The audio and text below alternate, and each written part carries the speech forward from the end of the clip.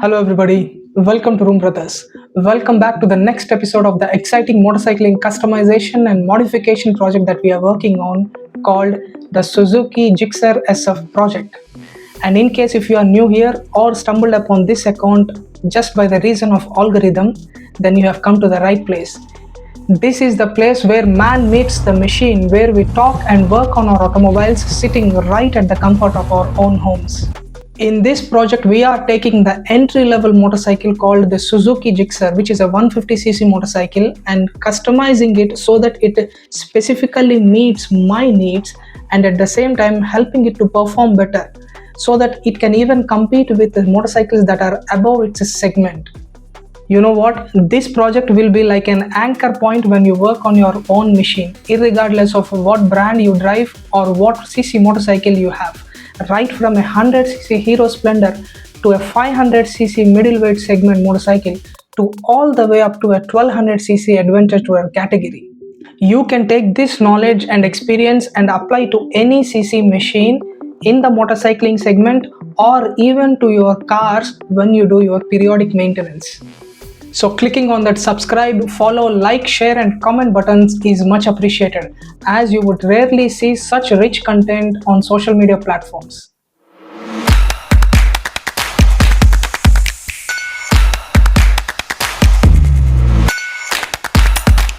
So in the previous episode of this project, we have begun the process of restoring the fuel tank, to which I will leave the links up above or even at the end of the video if you haven't watched it yet.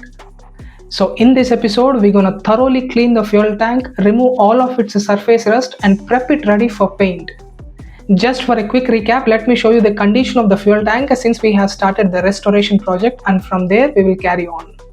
So as you can see, we have removed the paint, exposing the bare metal, and the culprit for the paint to peel off in the first place is the surface rust that you see here, which is spread all around the welds throughout the whole fuel tank. So if you don't remove this surface rust before you repaint, the paint is not gonna last even for 6 months. So make sure before you paint, you clean the parts thoroughly and remove the surface rust from all over the part. In this case, the fuel tank. Just for the sake of the case study, let me show you how a cleaned part should be before you repaint. If you can see, the bottom part here is cleaned thoroughly and all the surface rust has been removed compared to the upper part, where you have the surface rust. Even at the back side, you can see this part which has been cleaned nicely, exposing the bare metal. This is how the part should be before you repaint.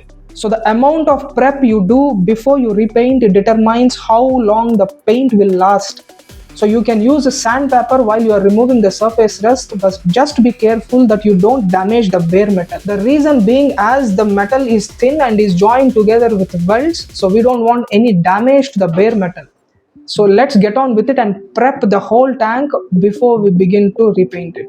The reason I'm making these videos in such a detailed manner is so that you can understand every detail when you work on your particular motorcycle, irregardless of the brand of the motorcycle.